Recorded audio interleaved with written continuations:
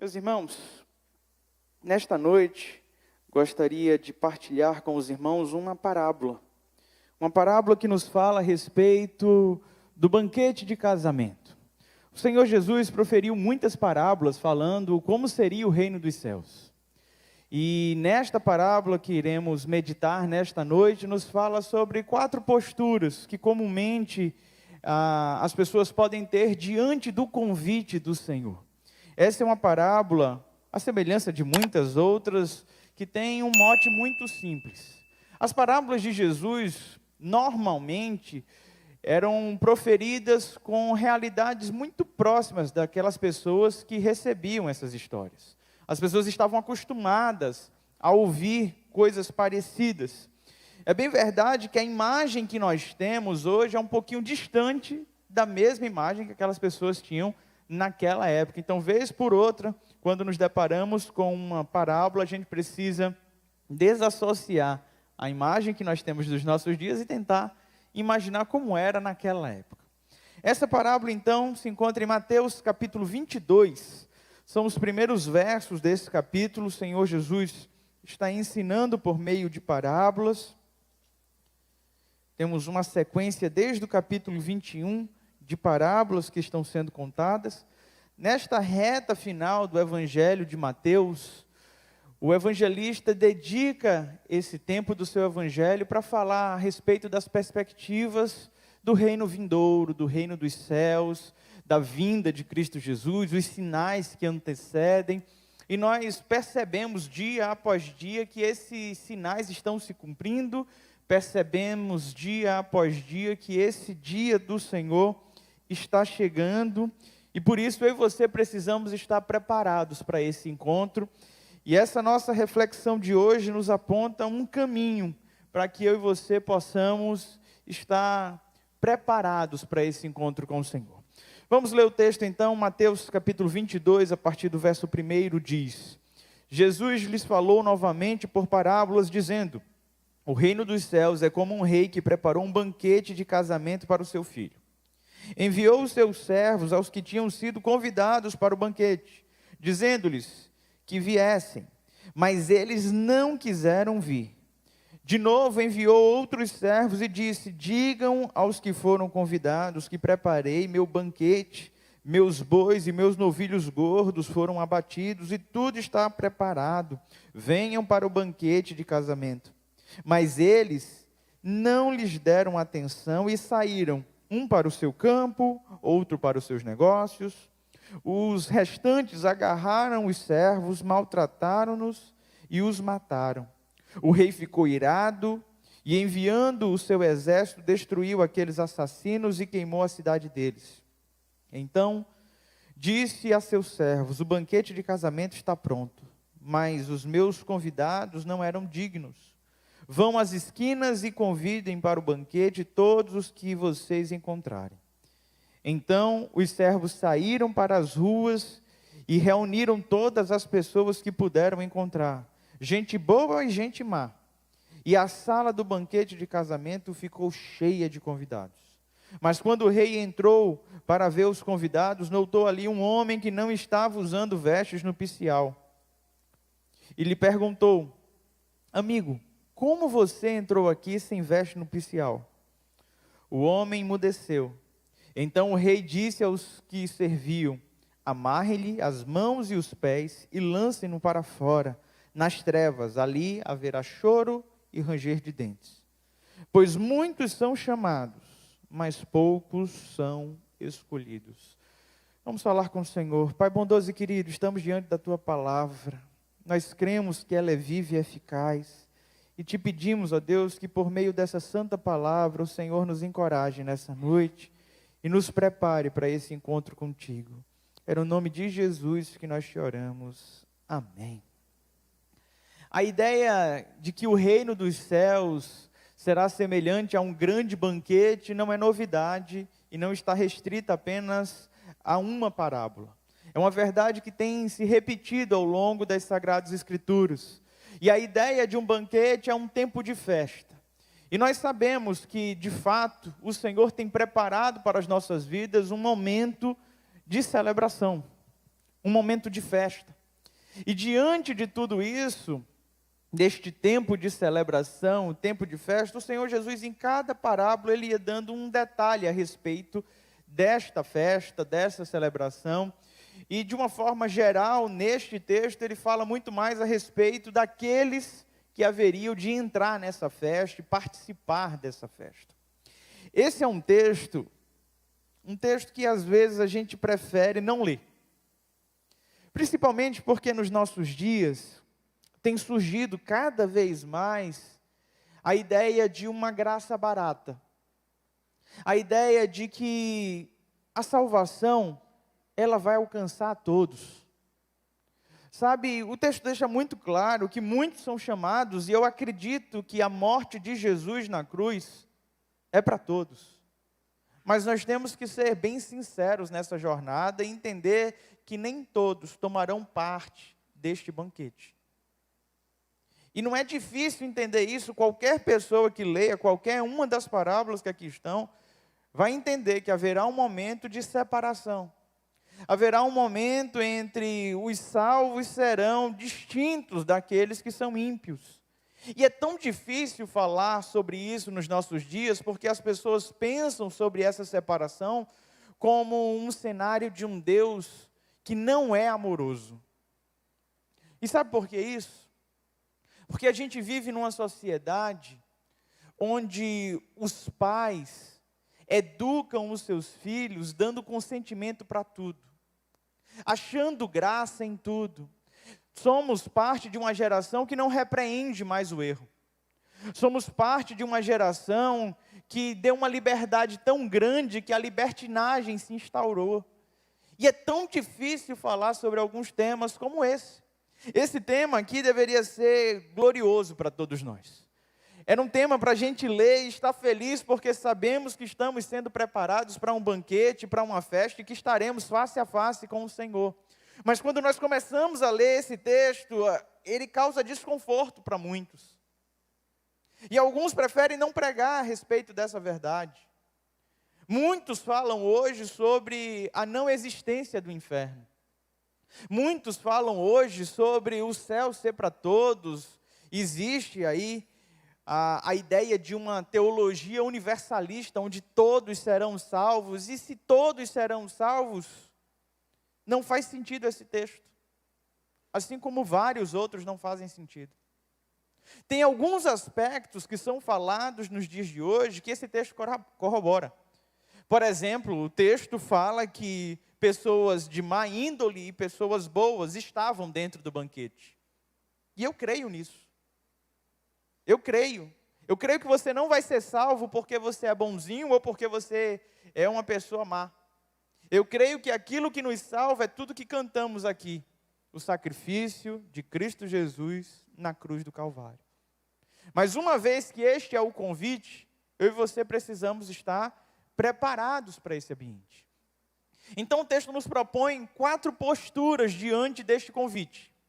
A primeira postura que nós encontramos são dos primeiros convidados. Esses primeiros convidados, eles se distinguem em 2 posturas. A primeira, uma indiferença completa. Eles não fazem questão de participar desse banquete. Eles ignoram o convite. Eles ignoram a palavra. E talvez em algum momento da vida eu e você também tenhamos agido assim. Estávamos inertes a essa palavra, estávamos inertes à ação do Santo Espírito, as pessoas falavam de Deus, as pessoas falavam sobre o reino dos céus, e a gente falava, tá certo, e a gente desviava a conversa, e pensava sobre qualquer outra coisa. O texto vai nos falar que podemos sim ter uma postura de indiferença diante do convite. Você pode ter uma postura agnóstica, não é indiferente para você se Deus existe ou não. Você pode ter uma postura ateísta de simplesmente não acreditar nesse convite. É possível todas essas coisas.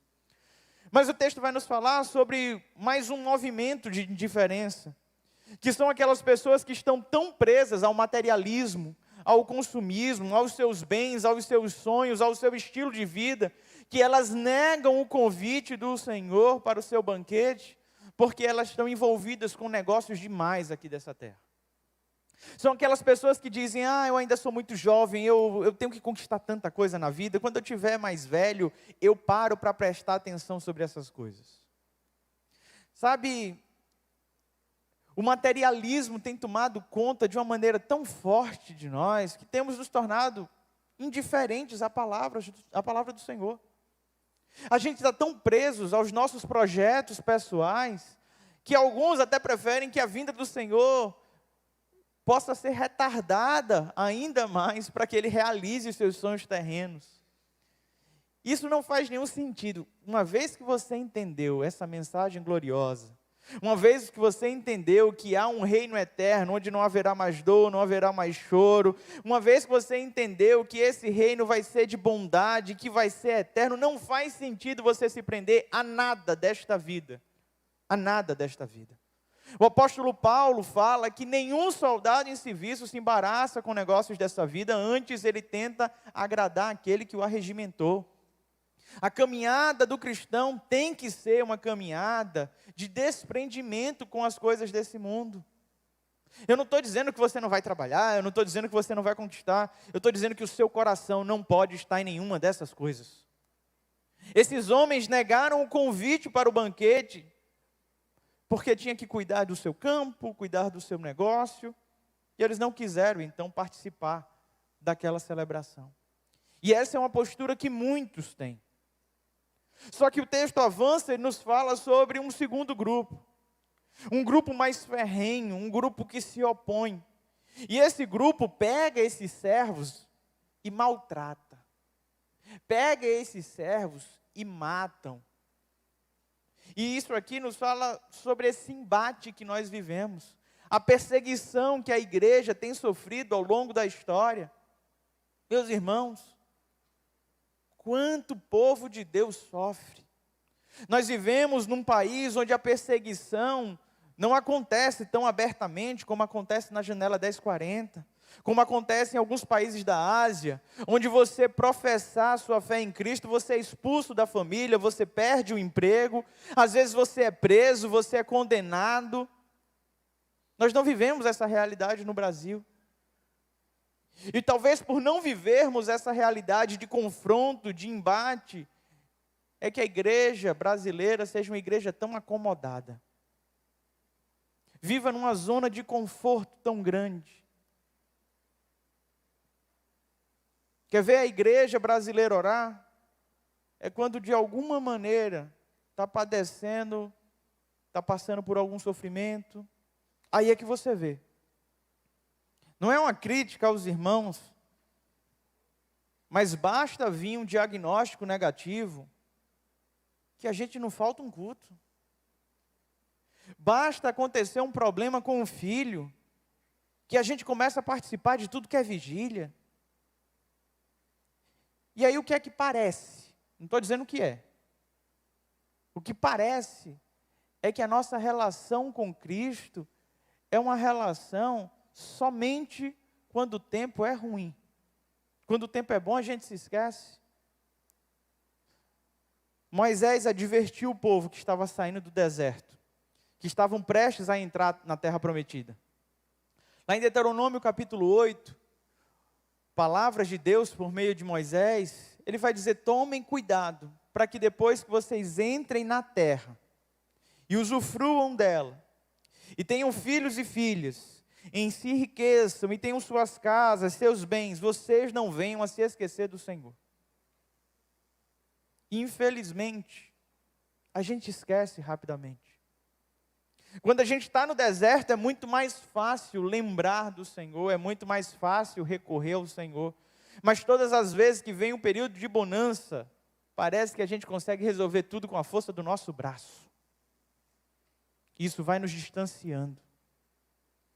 Esses homens maltrataram os servos, mataram os servos.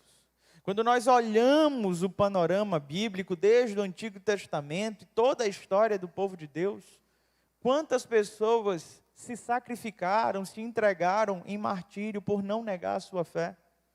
Quando eu era adolescente, eu assistia muita palavra, muita encenação, muito filme que falava sobre não negar a Cristo. E eu lembrava dos acampamentos que faziam de igreja perseguida. E eu ficava, será que um dia eu vou passar por um momento como esse, onde alguém vai me desafiar dizendo, você nega Jesus, e eu ter que pagar com a minha própria vida dizendo, eu não nego. Mas a gente entende que esse cenário no Brasil é tão diferente. No Brasil que nós vivemos, a gente nega Jesus por muito menos. Por muito menos. Basta você estar num ambiente universitário e a pauta daquele discurso ser contrária ao cristianismo e você ser questionado e por covardia e medo, você nega. Basta você estar num ambiente de trabalho, reunido com pessoas imorais, que falam um monte de imoralidade, e para não perder a amizade, você bota um sorriso amarelo e nega. A igreja brasileira não está preparada para viver realmente um tempo de perseguição, um tempo de embate. Se com coisas tão tolas nós nos vendemos, se com coisas tão banais nós abrimos mão de nossas convicções, abrimos mão da realidade do reino dos céus. Vocês entendem isso, meus irmãos? O que eu estou falando é algum absurdo aqui? É distante da tua realidade isso? Precisamos acordar. Sabe por que precisamos? Porque o banquete está pronto. O banquete está preparado. A qualquer momento, o noivo anuncia. A qualquer momento. O texto vai nos falar sobre um terceiro grupo de pessoas. Aquelas pessoas que de alguma forma abriram o seu coração para esse convite. Essas pessoas não são os primeiros convidados. Não são as pessoas que aparentemente a sociedade abraçaria. O que o texto sugere é que a nobreza do reino não aceitou o convite. E agora o rei indignado pede para que todas as pessoas, não importa a sua classe social, possam se achegar a esse convite. Então os maltrapilhos, os rejeitados, os marginalizados são convidados a fazerem parte deste banquete. Todos. E é neste grupo que nós nos encontramos. Aqueles que foram convidados e aqueles que estão fazendo parte deste banquete. O texto vai nos dizer que esses homens eram pessoas que tinham boa índole, mas no meio desses homens tinham pessoas de má índole. E eu não tenho um retrato mais fiel da igreja do que esse. Ou você acha que todo mundo aqui é bonzinho? Sabe, meus irmãos, esse evangelho que é pregado, que para estar no banquete é necessário um esforço pessoal, é necessário uma bondade inerente da humanidade, não faz sentido com as Sagradas Escrituras. E várias vezes, evangelizando pessoas, eu me deparei com a frase, não pastor, eu entendo o que você está falando, mas eu vou para o céu porque eu sou uma pessoa boa. Você poderia não valer nada, iria também. Porque o que te faz ter algum valor não é quem você é, mas é a ação de Deus na tua vida. Porque de acordo com Romanos capítulo 3, verso 10, não há um justo sequer. Não há um justo sequer. E entendendo isso, entendendo que todos somos convidados e o que nos resta para fazer parte desse banquete é aceitar o convite.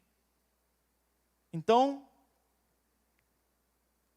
o acesso não é tão complexo assim. A salvação não é tão complexa assim. Porque ela independe da minha ação e da tua, mas é um ato de bondade do Senhor ao nos chamar. Só que o texto vai avançando. E ele vai nos apresentar a quarta postura que as pessoas têm. E talvez essa seja a mais preocupante para a nossa realidade. O texto fala que esses homens e mulheres que foram convidados para esse banquete, e ali estavam fazendo parte, são surpreendidos pelo rei. Quando o rei entra e dá de cara com um homem que não estava vestido adequadamente. O texto não fala sobre o caráter desse homem. O texto não está falando sobre os pecados desse homem. O texto está falando que este homem não estava vestido adequadamente. É isso que o texto está falando. E a reação que esse rei tem, parece ser uma reação desproporcional, sejamos sinceros. O rei mandou vir todo mundo. Ele mandou vir todo mundo que estava nos becos, nas ruas, nas praças. E agora que essas pessoas estão no seu banquete, ele olha para um homem e diz: ei, por que você não está vestido adequadamente? E esse rei que se depara com esse homem que não está vestido adequadamente, ele não diz: traz roupas adequadas para ele. Ele não proporciona para aquele homem, neste estágio, uma oportunidade de mudança. O que ele diz é: amarrem as mãos e os pés, lancem ele fora. Haverá dor e ranger de dentes. Sabe qual é este tipo de pessoa? É aquela pessoa que foi convencida do Evangelho. Ela aceitou esse Evangelho de graça, ela abriu o coração, ela disse: eu quero fazer parte do céu. Ela foi chamada como um maltrapilho, como todos aqui foram. Se a gente for lembrar de onde Deus nos tirou, quem éramos nós? Quem éramos nós? Essas pessoas são alcançadas, mas não passam pelo processo. Elas não são regeneradas. Elas não são transformadas. E sabe por que esse é o nosso grande problema no Brasil? Porque esse evangelho de venha como está e permaneça como está crescendo tanto. É um evangelho que agrada a todos. Ele é doce aos ouvidos. Como é bom. Como é bom ouvir que eu sou amado mesmo sendo malcriado. Como é bom ouvir que eu sou acolhido mesmo agindo de forma perversa. E alguns falam: pastor, mas essa é minha condição. Deus vai me condenar por eu ser quem eu sou? Vai.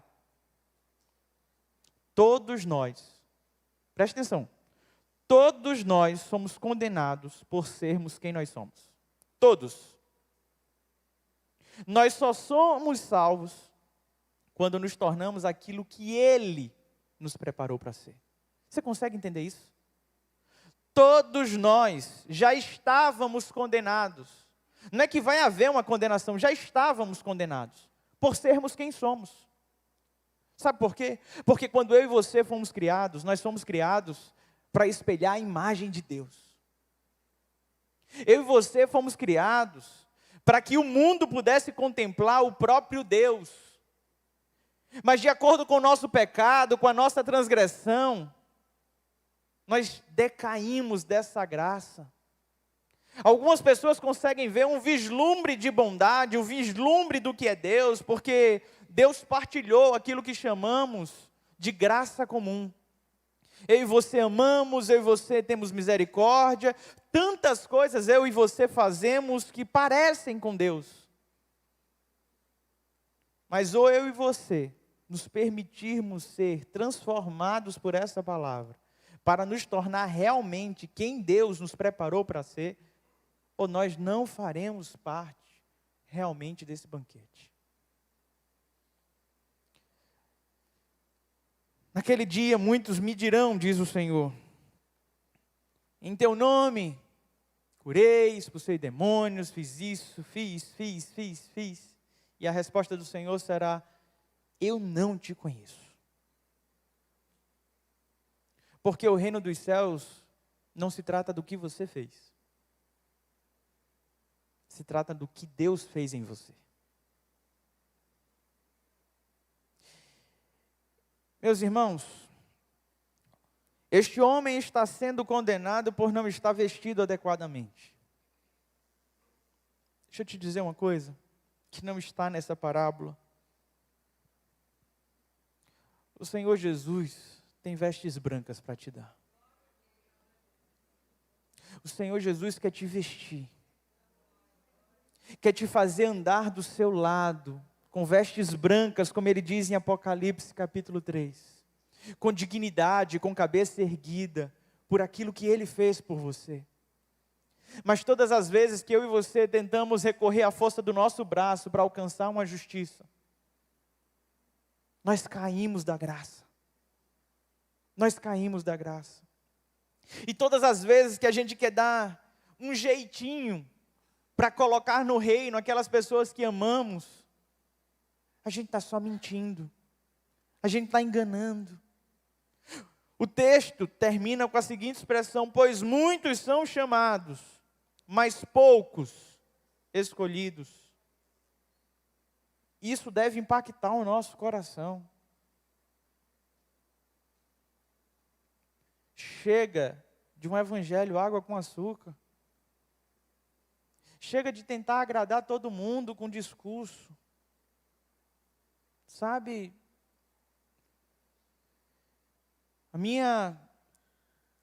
o meu labor, o meu trabalho é convidar o máximo de pessoas possível. Eu quero pregar a todos que o Senhor colocar na minha frente. Mas infelizmente eu sei que nem todos farão parte disso. Nem todos. Tem crescido cada vez mais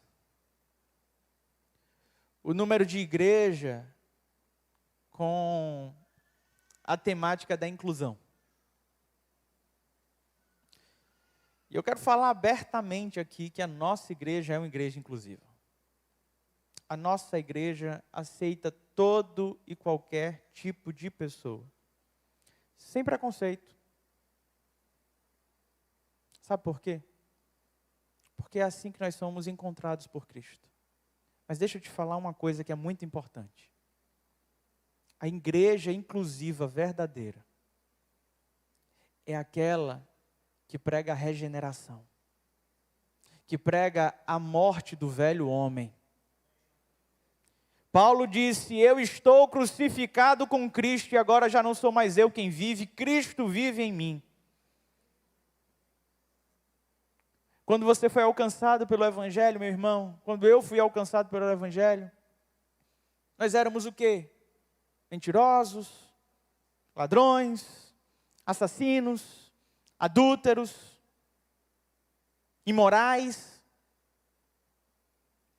Mas a gente não fica como está. O sangue de Cristo Jesus na cruz do Calvário é poderoso para perdoar os nossos pecados e nos justificar por meio da fé. Mas a partir desse momento que eu e você somos justificados e crucificados com Cristo, o Senhor vem com o seu Santo Espírito e nos traz santidade. A caminhada do cristão começa no ato da conversão, com justificação e regeneração. Mas tem um longo processo que está sendo cortado, que é o de santificação.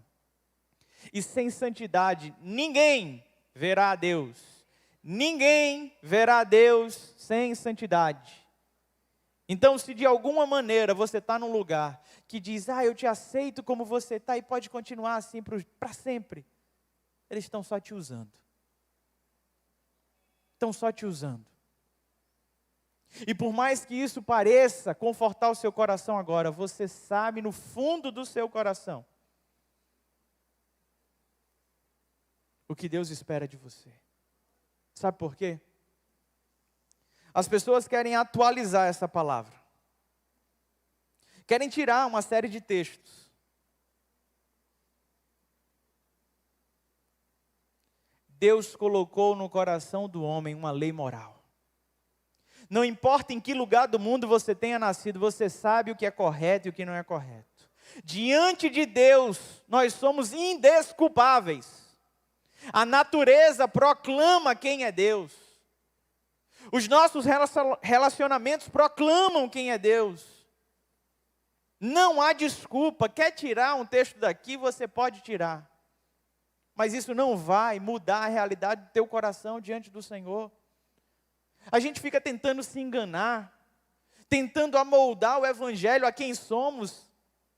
Gente, a proposta do Evangelho já não requer esforço nosso. A proposta do Evangelho é eu estou te acolhendo do jeito que você é. Não importa a tua índole, não importa o que você fez, não importa a tua história. Eu estou te acolhendo. E quem é que está transformando? Você é santificado pelo seu esforço particular? É o Espírito Santo de Deus que imprime em nós a marca de Cristo. E por que não pregar isso? Porque é tão difícil para algum grupo entender que Deus continua abominando as mesmas coisas que as Sagradas Escrituras diz que Ele abomina. Ou o nosso Deus tem variação, tem mudança. Se no Antigo Testamento Ele disse, eu detesto, eu abomino, eu aborreço. Aí no Novo Testamento Ele fala, agora eu gosto. Que Deus é esse? Que esquizofrenia teológica é essa? Aí alguns se levantam e dizem, pastor, é porque o Antigo Testamento, a Antiga Aliança, a gente está no Novo Testamento. É mesmo? Está no Novo Testamento? Você vive pelo Novo Testamento? No Novo Testamento, o que é que aconteceu com Ananias e Safira? É Antigo Testamento isso? No Novo Testamento, há algum texto que diz que os imorais, os adúlteros, os idólatras herdarão o reino dos céus? Não? Eu não sei que Bíblia é essa. Aí alguns falam, não, pastor, o que vale é os evangelhos. A gente lê o que aqui agora? Qual é o texto base da nossa reflexão? O Senhor Jesus está dizendo de uma forma bem clara, o banquete está preparado, o convite está feito, você pode se comportar como qualquer um desses convidados.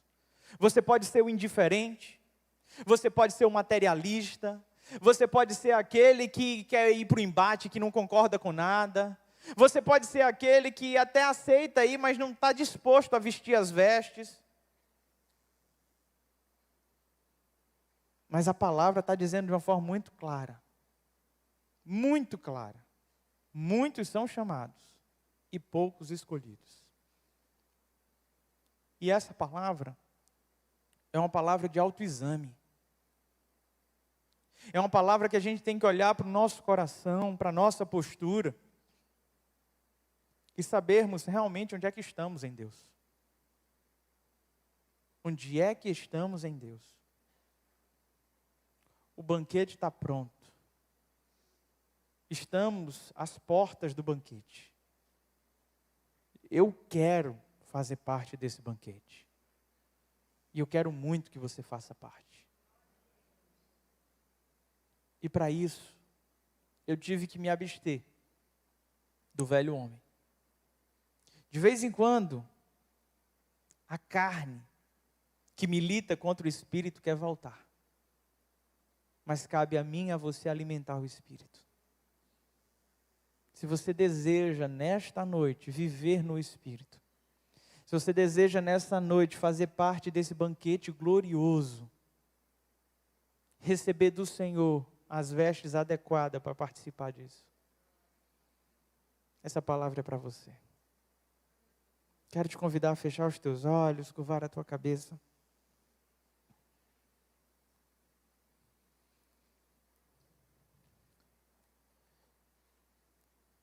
Por mais dura que seja a palavra, eu preciso dizer que esse convite é um convite gracioso. E a dureza dessa palavra não é pelo convite.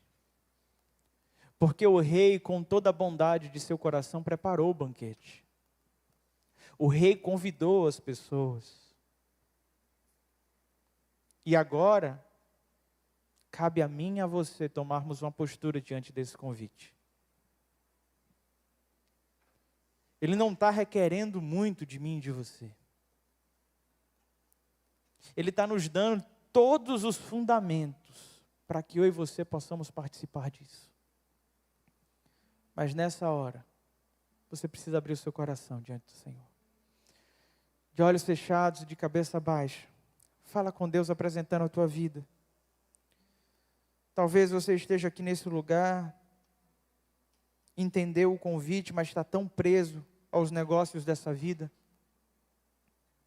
Você está tão preso aos bens e tantas outras coisas, que tem negligenciado o convite do Senhor.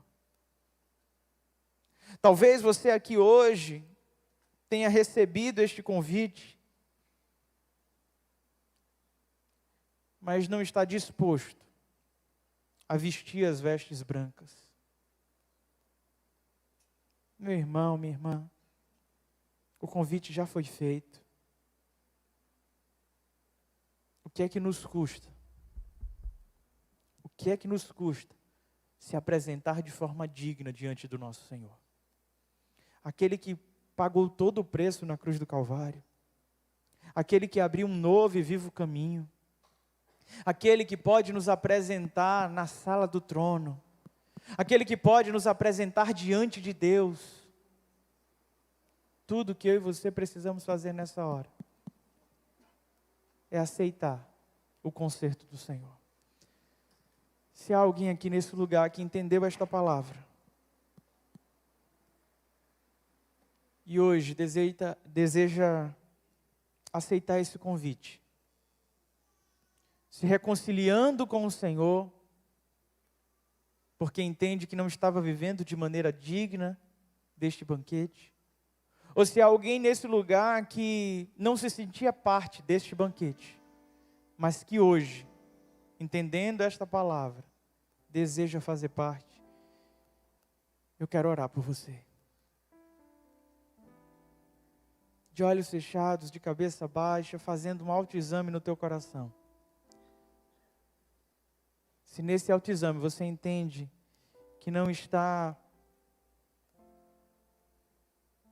nos caminhos do Senhor e precisa se reconciliar com Ele, ou se você entende que precisa aceitá-lo porque você nunca fez isso na sua vida, eu quero orar por você.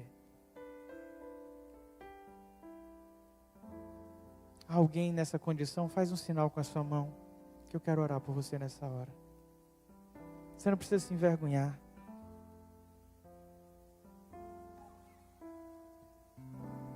Se você deseja se reconciliar com o Senhor, se preparar para esse banquete, ou aceitá-lo como Senhor da sua vida, não se incomoda com quem está do seu lado. Estamos de olhos fechados, de cabeça baixa. E nesse momento o Espírito Santo de Deus fala ao teu coração. Se você deseja participar deste banquete, Deus te abençoe. Deus te abençoe. Deus te abençoe. Deus te abençoe. Deus te abençoe. Pode baixar sua mão. Há mais alguém nesse lugar que deseja Deus te abençoe. Deus te abençoe. Deus te abençoe. Deus te abençoe. Deus te abençoe. Glória a Deus. O banquete está preparado. A festa está pronta. Você é convidado. Cabe a mim e a você vestirmos a melhor roupa e nos apresentarmos diante de Deus. Há mais alguém nesse lugar que deseja entregar a sua vida a Jesus, se reconciliar com Ele? Faz um sinal com a sua mão. Não se envergonhe. Esse é o momento teu com o Senhor. Oh, meu amado irmão e irmã, que alegria. Sabe, esse é um momento que os números não importam. Sabe por quê? Porque o texto que a gente leu disse de uma maneira muito clara. Muitos são chamados, mas poucos são os escolhidos.